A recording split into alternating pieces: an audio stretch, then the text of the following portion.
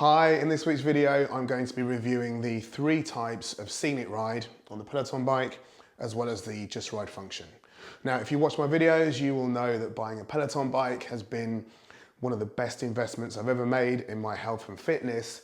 However, historically, the Scenic rides have been poor. So with these new ones, have they improved things or are they still a little bit rubbish? Let's find out.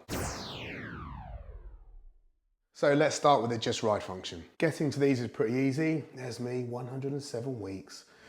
You just click more down the bottom here, and then you've got Just Ride or Scenic rides. You can connect your Apple Watch here, as you can see, and this is just a blank screen essentially, and you've got your cadence, your resistance, and combined your output, and then you've got a timer here. There's no leaderboard, and this is what you see for the whole ride. Although this may seem quite basic, I really like this feature. Let me show you why. In addition to Peloton, I also like Apple Fitness Plus workouts.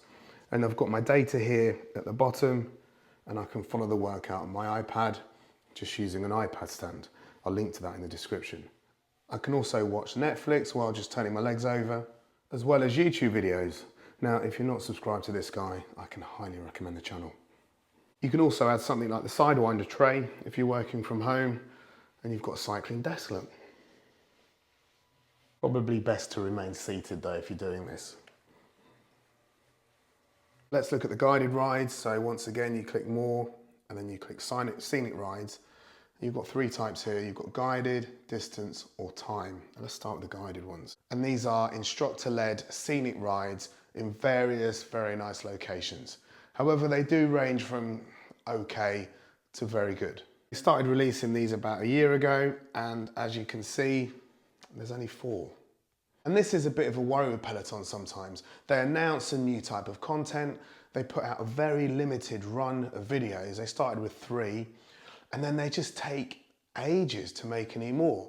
Peloton is the world's best known home cycling company, and they can only manage to add 4 videos in a year.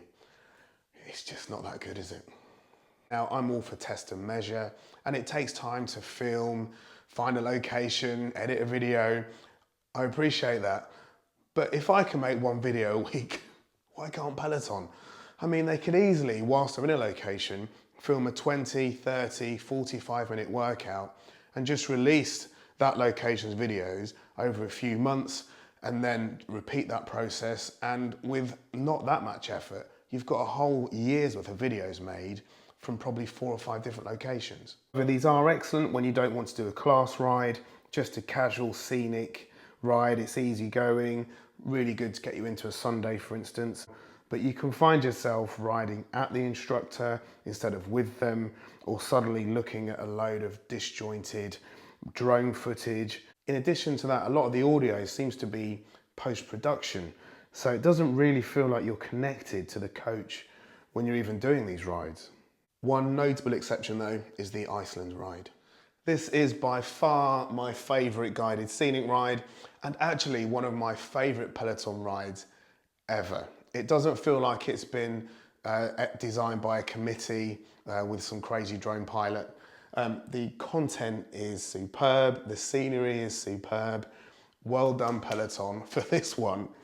We just need a lot more of them. You can see here you've also got a leaderboard, and what I would like to see going forward is more content as good as this. But in addition to that, especially for the Bike Plus owners, which is a much more expensive bike these days, isn't it?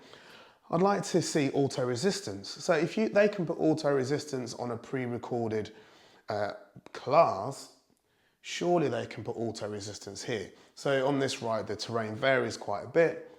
I mean, that would be really good, wouldn't it? If the resistance changed as he goes up a hill, for instance. Let's look at the distance ride. So they've got a lot more here, but even so, a year's worth of rides, and there's only 10. Let's stay in Iceland for this one. So I'm going to pick a 5K here. You can filter these by distance. Once again, you can connect your Apple Watch. One thing I really like is the progress bar. As you can see, it goes from 0 to 5 kilometers, and you've got your data here as well. Now, the screen's not moving, is it? Because this is related to me pedaling. So let me start pedaling. And as you can, look at this, I love this. So when you pedal, the bike goes, and let me just stop. And I've stopped and the bike stopped. Let's turn the resistance up and see if I can get some speed. And the faster I go, the faster the footage goes. It's hilarious. After a couple of minutes, however, the novelty does wear off a bit. So what I generally do is just mute the audio and put an audible on. And here's a tip. If you set the audible's play speed to 1.5, they'll be talking quicker and you'll be cycling quicker. So you'll get a sweat on. This is how I looked listening to a 30-minute audio book. I did get a really good workout. In a 20-minute ride, I managed an output of 165 kilojoules, which is actually pretty good for a 20-minute ride. My average resistance was 40%, my average watts was 135 there, and my average speed was 18.3 miles an hour. You can see my heart rate slowly, gradually going up throughout the ride, and you can see my heart rate zones here. I mean, this is pretty much where I'd like to be for most workouts, I'd say. And I'd actually forgotten how much I like a steady state ride. So you get yourself at a level where you're at a puff and you just stay there for 10, 20, 30 minutes. Perhaps not the most efficient way to work out, but if you're enjoying it, then it's a good thing. One thing I did find is the rides just carry on. So after a 10-kilometer ride, I just kept cycling, which I did wonder if I wanted to do more, what would happen? And it carried on. 13 kilometers in, it then eventually stopped. The screen sort of froze. It was the end of the video. But if you do need more on these rides, it's good to know that it's there. I think these are a really good addition to the Peloton ecosystem. Next, I'm going to show you timed rides. So these are the least interesting, I would say, but they're better than the old ones. The old time rides, you'd be riding along and you'd see a flight of stairs, say 20, 30 stairs, and you'd think, well, we surely can't be going that way. And yeah, no, it would just, whatever it was, the drone or a person would just go straight up a flight of stairs. It was crazy. Or over some rocks. It didn't reflect cycling at all. One good thing about the timed rides is there's just a lot more of them. There's about 60, and as with the others, you can filter them for length.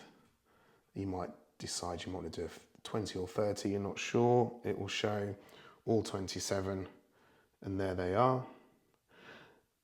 These are my least favourite rides. You do have a leaderboard, but if you don't want to use it, you can just swipe that away. If I'm honest, I think I'd rather just do a just ride and put the telly on. However, apart from the time rides, the others I think are really good or becoming really good. They just need more content. Well, I hope you found this video useful. If you have, don't forget to like the video and also subscribe. It really helps. And until next time, see you soon.